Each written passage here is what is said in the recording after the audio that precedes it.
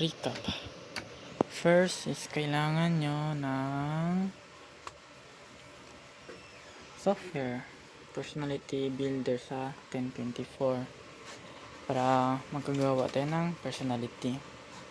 And second, kailangan nyo yung user manual ng ilaw para may at importante yung may channel 1, 2, 3, 4, 5. So after natin gumawa ng personality,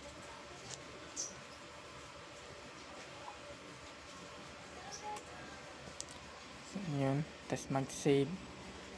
After natin i-save,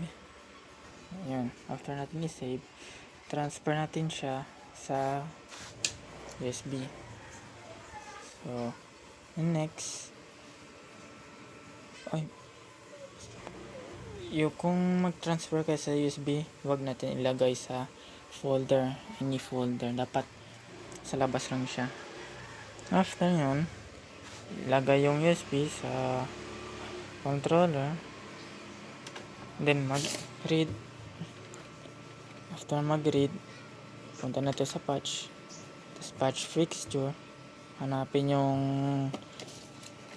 fixture natin and i-patch, and pwede na natin gamitin yun. So ito yung call function speed.